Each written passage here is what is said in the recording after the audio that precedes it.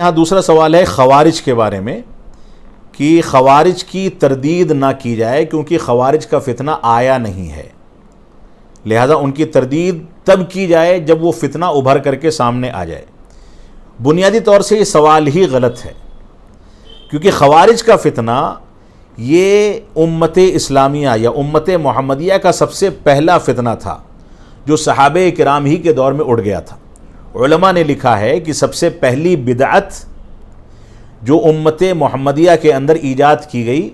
وہ خروج کی بدعت تھی، خوارج کا فتنہ تھا۔ صحابہ کرام کو کافر قرار دینا، حضرت علی اور حضرت عثمان کے بارے میں کفریہ اعتقاد رکھنا، جیسا کہ شروع میں ذکر کیا گیا خطاب کے ابتدا میں، افراط و تفریط کے درمیان ہمارا جو اعتقاد ہے اس کی وضاحت کی گئی۔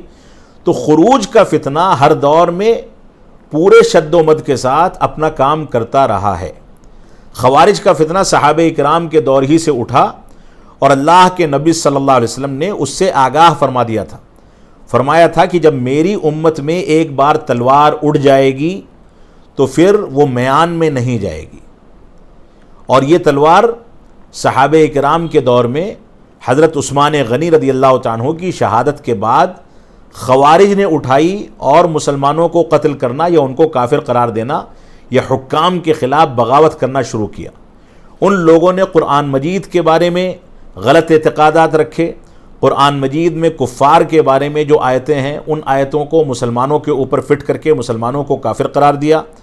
حکام کی تکفیر کی، مسلمان حکومتوں کے خلاف بغاوت کو جائز قرار دیا۔ یہ ساری کی ساری چیزیں صحابہ کرام کے آخری دور میں شروع ہو چکی تھیں، اور خوارج کے فتنے آج کے دور میں نئی نئی شکلوں میں جس تیزی کے ساتھ بڑھ رہے ہیں، میں سمجھتا ہوں کہ اس وقت خروج کے فتنے پر سب سے زیادہ کام کرنے کی ضرورت ہے، کیونکہ خوارج کا فتنہ آئے دن ہر صبح نئی شکل میں ہمارے سامنے آ جاتا ہے،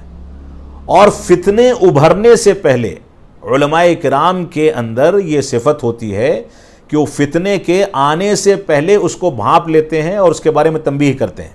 لہٰذا علماء کو اس بات کا انتظار قطعاً نہیں کرنا ہے کہ خوارج کا کوئی نیا فتنہ آئے گا اس کے بعد وہ کوئی کام کریں گے،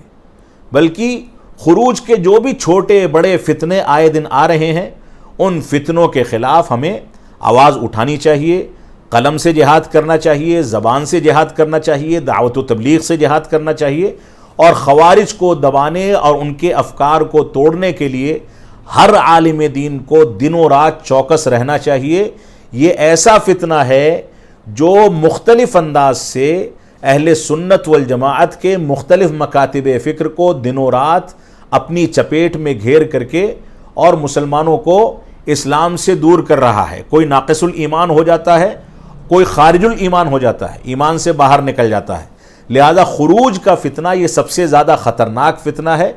اس فتنے کے نتیجے میں آج دنیا کے اندر نہ جانے کتنی بغاوتیں حکومتوں کے خلاف ہوتی ہیں، لوگ سڑکوں پر اپنا وقت ضائع کرتے ہیں،